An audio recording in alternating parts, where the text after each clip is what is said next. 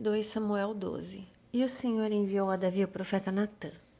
Ao chegar, ele disse a Davi: 2 homens viviam numa cidade, um era rico e o outro pobre. O rico possuía muitas ovelhas e bois, mas o pobre nada tinha, senão uma cordeirinha que havia comprado. Ele a criou e ela cresceu com ele e com seus filhos. Ela comia junto dele, bebia do seu copo e até dormia em seus braços. Era como uma filha para ele. Certo dia, um viajante chegou à casa do rico e este não quis pegar uma de suas próprias ovelhas ou dos seus bois para preparar-lhe uma refeição. Em vez disso, preparou para o visitante a cordeira que pertencia ao pobre. Então Davi encheu-se de ira contra o homem e disse a Natã: Juro pelo nome do Senhor que o homem que fez isso merece a morte. Deverá pagar 4 vezes o preço da cordeira, porquanto agiu sem misericórdia. Então Natã disse a Davi: Você é esse homem. Assim diz o Senhor, Deus de Israel: Eu o ungi rei de Israel e livrei-o das mãos de Saul. Dei-lhe a casa e as mulheres do seu senhor, dei-lhe a nação de Israel e Judá. E se tudo isso não fosse suficiente, eu lhe teria dado mais ainda. Por que você desprezou a palavra do Senhor fazendo o que ele reprova? Você matou Urias, o Hitita, com a espada dos amonitas e ficou com a mulher dele. Por isso a espada nunca se afastará de sua família. Pois você me desprezou e tomou a mulher de Urias, o Hitita, para ser sua mulher. Assim diz o Senhor: de sua própria família trarei desgraça sobre você. Tomarei as suas mulheres diante dos seus próprios olhos e as darei a outro. E ele se deitará com elas em plena luz do dia. Você fez isso às escondidas, mas eu o farei diante de todo Israel em plena luz do dia. Então Davi disse a Natã: Pequei contra o Senhor. E Natã respondeu: O Senhor perdoou o seu pecado, você não morrerá. Entretanto, uma vez que você insultou o Senhor, o menino morrerá. Depois que Natã foi para casa, o Senhor fez adoecer o filho que a mulher de Urias dera a Davi. E Davi implorou a Deus em favor da criança. Ele jejuou e, entrando em casa, passou a noite deitado no chão. Os oficiais do palácio tentaram fazê-lo levantar-se do chão, mas ele não quis e recusou comer. 7 dias depois, a criança morreu. Os conselheiros de Davi estavam com medo de dizer-lhe que a criança estava morta e comentavam: enquanto a criança ainda estiver viva, falamos com ele e ele não quis escutar-nos. Como vamos dizer-lhe que a criança morreu? Ele poderá cometer alguma loucura. Davi, percebendo que seus conselheiros cochichavam entre si, compreendeu que a criança estava morta e perguntou: a criança morreu? Sim, morreu, responderam eles. Então Davi levantou-se do chão, lavou-se, perfumou-se e trocou de roupa. Depois entrou no santuário do Senhor e adorou. E voltando ao palácio, pediu que lhe preparassem uma refeição e comeu. Seus conselheiros lhe perguntaram: por que ages assim? Enquanto a criança estava viva, jejuaste e choraste, mas agora que a criança está morta, te levantas e comes. Ele respondeu: enquanto a criança ainda estava viva, jejuei e chorei. Eu pensava: quem sabe, talvez o Senhor tenha misericórdia de mim e deixe a criança viver. Mas agora que ela morreu, por que deveria jejuar? Poderia eu trazê-la de volta à vida? Eu irei até ela, mas ela não voltará para mim. Depois Davi consolou sua mulher, Betseba, e deitou-se com ela, e ela teve um menino, a quem Davi deu o nome de Salomão. E o Senhor o amou. E por isso enviou o profeta Natã para dizer a Davi que o menino deveria chamar-se Gedidias. Enquanto isso, Joabe atacou Rabá dos amonitas e conquistou a fortaleza real. Então mandou mensageiros a Davi dizendo: lutei contra Rabá e apoderei-me dos seus reservatórios de água. Agora convoca o restante do exército, cerca a cidade e conquista. Senão eu teria a fama de havê-la conquistado. Então Davi convocou todo o exército, foi a Rabá, atacou a cidade e a conquistou. A seguir tirou a coroa da cabeça de Milcom, uma coroa de ouro de 35 quilos, ornamentada com pedras preciosas, e ela foi colocada na cabeça de Davi. Ele levou uma grande quantidade de bens da cidade e levou também os seus habitantes, designando-lhes trabalhos com serras, picaretas e machados, além da fabricação de tijolos. Davi fez assim com todas as cidades amonitas. Depois voltou com todo o seu exército para Jerusalém. 2 Samuel 13. Depois de algum tempo, Aminon, filho de Davi, apaixonou-se por Tamar. Ela era muito bonita e era irmã de Abasalão, outro filho de Davi. Aminon ficou angustiado a ponto de adoecer por causa de sua meio-irmã Tamar, pois ela era virgem e parecia-lhe impossível aproximar-se dela. Aminon tinha um amigo muito astuto chamado Jonadab, filho de Simeia, irmão de Davi. Ele perguntou a Aminon, filho do rei, por que todo dia você está abatido? Quer me contar o que se passa? Aminon lhe disse, estou apaixonado por Tamar, irmã de meu irmão Absalão. Então disse Jonadab, vá para a cama e finge estar doente. Quando seu pai vier visitá-lo, diga-lhe, permite que minha irmã Tamar venha dar-me de comer. Gostaria que ela preparasse a comida aqui mesmo e me servisse, assim poderei vê-la.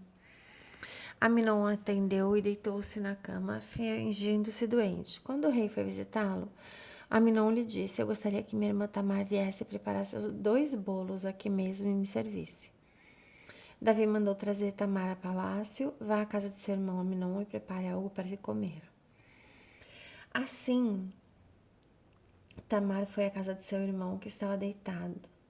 Ela amassou a farinha, preparou os bolos na presença dele e os assou.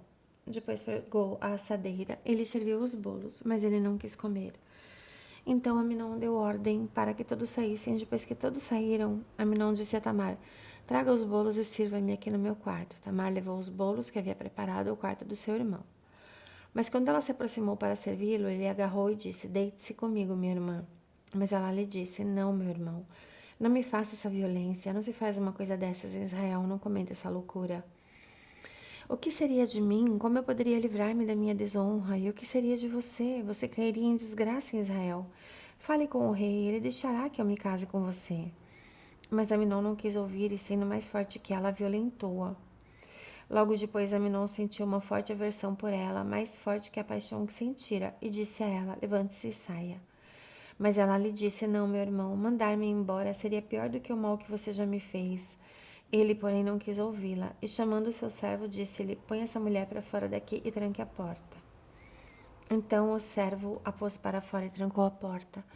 Ela estava vestindo uma túnica longa, pois esse era o tipo de roupa que as filhas virgens do rei usavam desde a puberdade.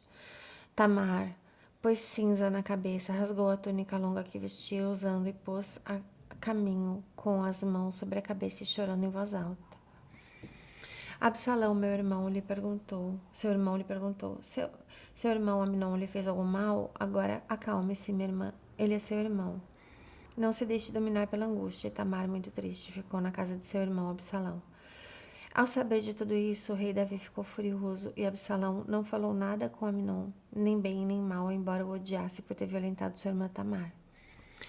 2 anos depois, quando os tosqueadores de ovelhas de Absalão estavam em Baal-Hazor, perto da fronteira de Efraim, Absalão convidou todos os filhos do rei para se reunirem com ele. Absalão foi ao rei e lhe disse, eu, teu servo, estou tosqueando as ovelhas e gostaria que o rei e seus conselheiros estivessem comigo. Respondeu o rei, não, meu filho, não iremos todos, pois isso seria um peso para você. Embora Absalão insistisse, ele se recusou a ir, mas o abençoou.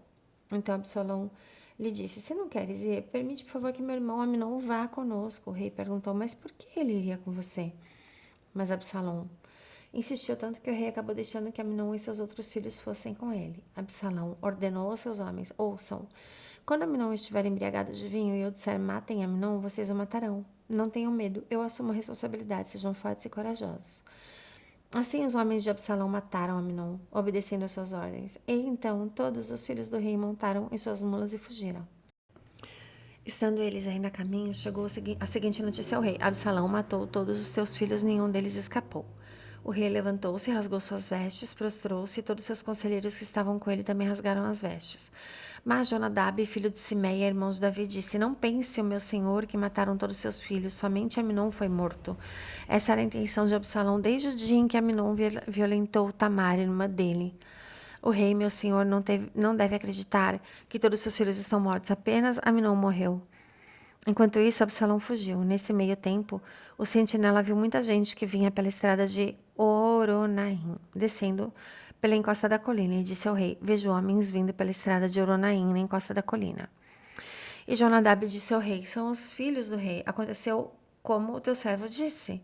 Acabando de falar, os filhos do rei chegaram, chorando em voz alta.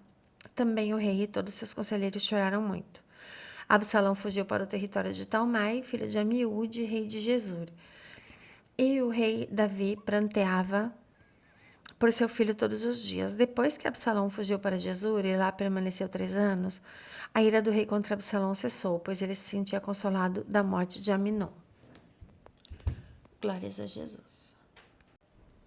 2 Samuel 14. Joabe, filho de Zeruia, percebeu que o rei estava com saudade de Absalão, então mandou buscar uma mulher astuta em Tecoa. Ele disse: finja que está de luto, vista-se de preto e não se perfume, haja como uma mulher que há algum tempo está de luto. Vá dizer ao rei essas palavras e instruiu sobre o que ela deveria dizer. Quando a mulher apresentou-se ao rei, prostrou-se rosto em terra em sinal de respeito e lhe disse: ajuda-me, ó rei. Qual é o seu problema? Perguntou-lhe o rei. Ela respondeu: sou viúva, meu marido morreu, deixando-me com 2 filhos. Eles brigaram no campo e, não havendo ninguém para separá-los, um acabou matando o outro. Agora todo o clã levantou-se contra sua serva, exigindo: entregue o assassino para que o matemos pela vida do irmão e nos livremos também do herdeiro. Assim, eles querem apagar a última centelha que me restou, deixando meu marido sem nome, sem descendência na face da terra. E o rei disse à mulher: vá para casa, mandarei que cuidem no seu caso. Mas a mulher de Tecoa lhe disse: ó rei, meu senhor, é sobre mim e sobre a família de meu pai que pesará a iniquidade. Não pesa a culpa sobre o rei e sobre o seu trono. O rei respondeu: se alguém ameaçá-la, traga-o a mim, e ele não mais a incomodará. Ela acrescentou: peço então ao rei, em nome do Senhor, que o seu Deus não permita que o vingador da vítima cause maior destruição, matando meu outro filho. E disse ele: eu juro pelo nome do Senhor que nem um só fio do cabelo da cabeça do seu filho cairá. Disse-lhe ainda a mulher: permite que a tua serva fale mais uma coisa ao rei, meu senhor. Fale, respondeu ele. Disse então a mulher: por que terá o rei agido contra o povo de Deus? O rei está se condenando com o que acaba de dizer, pois não permitiu a volta do que foi banido. Que teremos que morrer um dia é tão certo como não se pode recolher a água de que espalhou pela terra. Mas Deus não tira a vida, pelo contrário, cria meios para que o banido não permaneça afastado dele. E eu vim falar sobre isso ao rei, meu senhor, porque o povo me ameaçou. Tua serva pensou que se falasse com o rei, talvez ele atendesse o seu pedido e concordasse em livrar a tua serva das mãos do homem que está tentando eliminar tanto a mim quanto a meu filho da herança que Deus nos deu. E agora tua serva diz: traga-me descanso à decisão do rei, meu senhor, pois o rei, meu senhor, é como um anjo de Deus, capaz de discernir entre o bem e o mal. Que o Senhor teu Deus esteja contigo. Então o rei disse à mulher: não me esconda nada do que vou lhe perguntar. Fale o rei, meu senhor, disse a mulher. O rei perguntou: não é Joabe que está por trás de tudo? A mulher respondeu: juro por tua vida, ó rei, ninguém é capaz de desviar-se para a direita ou para a esquerda do que tu dizes. Sim, foi o teu servo Joabe que me mandou aqui para dizer tudo isso. O teu servo Joabe agiu assim para mudar essa situação, mas o meu senhor é sábio como um anjo de Deus, e nada lhe escapa de tudo o que acontece em seu país. Depois o rei disse a Joabe: muito bem, atenderei esse pedido, vai e traga de volta o jovem Absalão. Joabe prostrou-se de rosto em terra, abençoou o rei e disse: hoje teu servo ficou sabendo que o vês com bons olhos, pois o rei atendeu o pedido do teu servo. Então Joabe foi a Jesur e trouxe Absalão de volta para Jerusalém. Mas o rei disse: ele irá para a casa dele e não virá à minha presença. Assim Absalão foi para sua casa e não compareceu mais à presença do rei. Em todo Israel não havia homem tão elogiado por sua beleza como Absalão. Da cabeça aos pés não havia nele nenhum defeito. Sempre que o cabelo lhe ficava pesado demais, ele o cortava e o pesava. Assim, eram 2,4 kg, segundo o padrão do rei. Ele teve 3 filhos e uma filha chamada Tamar, que se tornou uma linda mulher. Absalão morou 2 anos em Jerusalém sem ser recebido pelo rei. Então mandou chamar Joabe para enviá-lo ao rei, mas o Joabe não quis ir. Mandou chamá-lo pela segunda vez, mas ele novamente não quis ir. Então Absalão disse aos seus servos: vejam, a propriedade de Joabe é vizinha da minha, e ele tem uma plantação de cevada. Tratem de incendiá-la. E os servos de Absalão puseram fogo na plantação. Então Joabe foi à casa de Absalão e lhe perguntou: por que os seus servos puseram fogo na minha propriedade? Absalão respondeu: mandei chamá-lo para enviá-lo ao rei com a seguinte mensagem: porque voltei a Jesur, melhor seria que eu lá permanecesse. Quero ser recebido pelo rei. E se eu for culpado de alguma coisa, que ele mande me matar. Então Joabe foi contar tudo ao rei. Este mandou chamar Absalão, que entrou e prostrou-se, rosto em terra, perante o rei, e o rei saudou-o com um beijo. 2 Samuel 15. Algum tempo depois, Absalão adquiriu uma carruagem, cavalos e uma escolta de 50 homens. Ele se levantava cedo e ficava junto ao caminho que levava à porta da cidade. Sempre que alguém trazia uma causa para ser decidida pelo rei, Absalão o chamava e perguntava de que cidade vinha. A pessoa respondia que era uma de suas tribos de Israel. Absalão dizia: a sua causa é válida e legítima, mas não há nenhum representante do rei para ouvi-lo. E Absalão acrescentava: quem me dera ser designado juiz dessa terra? Todos os que tivessem uma causa ou uma questão legal viriam a mim, e eu lhe faria justiça. E sempre que alguém se aproximava dele para prostrar-se em sinal de respeito, Absalão estendia a mão, abraçava e beijava-o. Absalão agia assim com todos os israelitas que vinham pedir que o rei lhes fizesse justiça. Assim ele foi conquistando a lealdade dos homens de Israel. Ao final de 4 anos, Absalão disse ao rei: deixa-me ir a Hebrom para cumprir um voto que fiz ao Senhor. Quando teu servo estava em Jesur, na Síria, fez este voto: se o Senhor me permitir voltar a Jerusalém, prestarei culto a ele em Hebrom. Vá em paz, disse o rei, e ele foi para Hebrom.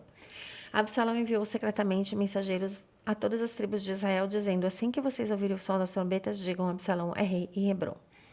Absalão levou 200 homens de Jerusalém. Eles tinham sido convidados e nada sabiam nem suspeitavam do que estava acontecendo. Depois de oferecer sacrifícios, Absalão mandou chamar da cidade de Gilo Aitofel, que era de Gilo, conselheiro de Davi. A conspiração ganhou força e cresceu o número dos que seguiam Absalão. Então, um mensageiro chegou e disse a Davi: os israelitas estão com Absalão. Então Davi disse aos conselheiros que estavam com ele em Jerusalém: vamos fugir. Caso contrário, não escaparemos de Absalão. Se não partirmos imediatamente, ele nos alcançará, causará nossa ruína e matará o povo à espada. Os conselheiros do rei lhe responderam: teus servos estão dispostos a fazer tudo o que o rei nosso senhor decidir. O rei partiu, seguido por todos os de sua família, deixou, porém, 10 concubinas para tomarem conta do palácio. Assim o rei partiu com todo o povo, pararam na última casa da cidade, e todos seus soldados marcharam, passando por ele. Todos os que Retitas e Peletitas e os 600 giteus que o acompanhavam desde Gate. O rei disse então a Itai de Gate: por que você está indo conosco? Volte e fique com o novo rei, pois você é estrangeiro, um exilado de sua terra. Faz pouco tempo que você chegou. Como eu poderia fazê-lo acompanhar-me? Volte e leve consigo seus irmãos, que o Senhor o trate com bondade e fidelidade. Itai, contudo, respondeu ao rei: juro pelo nome do Senhor e por tua vida, que onde quer que o rei, meu senhor, esteja, ali estará o seu servo para viver ou para morrer. Então Davi disse a Itai: está bem, pode ir adiante. E Itai, o giteu, marchou com todos os seus soldados e com as famílias que estavam com ele. Todo o povo do lugar chorava em alta voz enquanto o exército passava. O rei atravessou o vale do Cedron e todo o povo foi com ele em direção ao deserto. Zadok também estava lá e com ele todos os levitas que carregavam a arca da aliança de Deus. Abiatar também estava lá. Puseram no chão a arca de Deus até que todo o povo saísse da cidade. Então o rei disse a Zadok: leve a arca de Deus de volta para a cidade. Se o Senhor mostrar benevolência a mim, ele me trará de volta e me deixará ver a arca e o local onde ela deve permanecer. Mas se ele disser que já não sou de seu agrado, aqui estou, faça com ele comigo o que for de sua vontade. Dizendo o rei ao sacerdote Zadok: fique alerta, volte em paz para a cidade. Você é Imás, seu filho, e Jonatas, filho de Abiatar. Junto às torrentes do deserto, ficarei esperando notícias de vocês. Então Zadok e Abiatar levaram a arca de Deus de volta para Jerusalém e lá permaneceram. Davi, porém, continuou subindo o Monte das Oliveiras, caminhando e chorando, e com a cabeça coberta e os pés descalços. E todos os que iam com ele também tinham a cabeça coberta e subiam chorando. Quando informaram a Davi que Aitofel era um dos conspiradores que apoiavam Absalão, Davi orou: ó Senhor, transforma em loucura os conselheiros de Aitofel.